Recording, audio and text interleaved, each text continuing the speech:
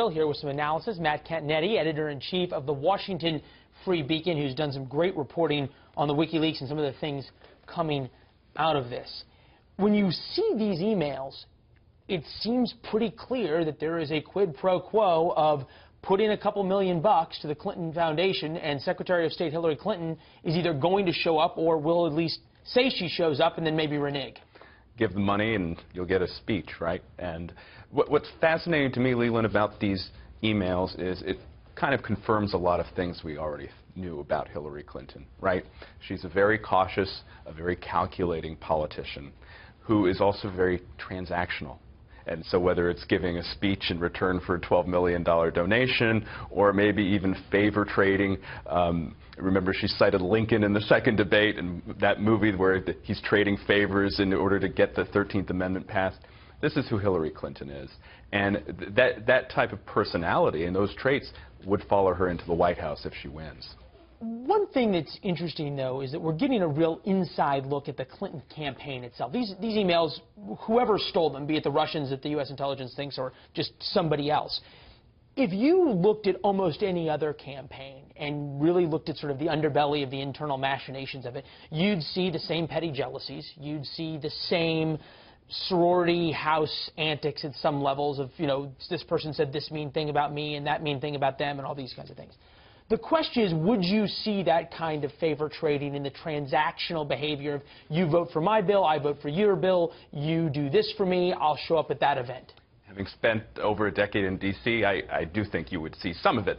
Probably not as explicit as in the Huma Abedin email that Molly quoted in her piece. But this is very typical of politics, I think, on both sides of the aisle. What the Clintons do and what the Hillary Clinton team does is they're a little bit more just upfront about it, and it's just much more obvious and gratuitous in some ways when the Clintons engage in it. Well, and they put a price tag on a Lincoln bedroom. They put a price tag on a lot of things. Right, there was a price tag at the Rose Law Firm, which got deals done in Arkansas. It's things that we've known about the Clintons for decades now, and it would continue if she becomes the president.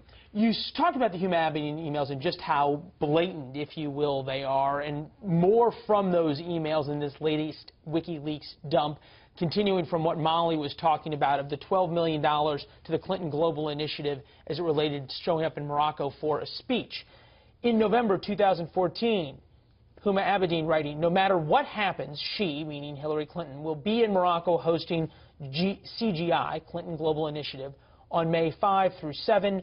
Her presence was a condition for the Moroccans to proceed, so there is no going back on this. Now, we now know that Hillary Clinton didn't show up. Bill and Chelsea did. Also, this was after her time as Secretary of State. Does that change things? Well, one of the things it reveals is the political concerns from within the campaign about this speech, because here is the country, the Kingdom of Morocco, that had been cited by Hillary's own State Department for human rights violations and elections and such. So the campaign was very much aware and is aware about Hillary's messes.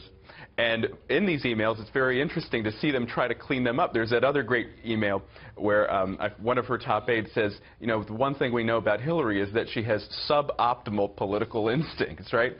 So if the team knows that, it's actually, in a way, kind of heartening. because at least they know that. Exactly. Matt, very quickly, more emails to come. How many? We have any idea how many more WikiLeaks dumps there are? I think the only person who knows that is Julian Assange in the Ecuador. He's a little tough to get a hold of. Now that they cut out his internet. Yeah. Who knows? All right, Matt Continetti, when the WikiLeaks dumps do come out, we know you guys will be going through them. Bring it to us as it happens. Thank you. Thanks, Matt.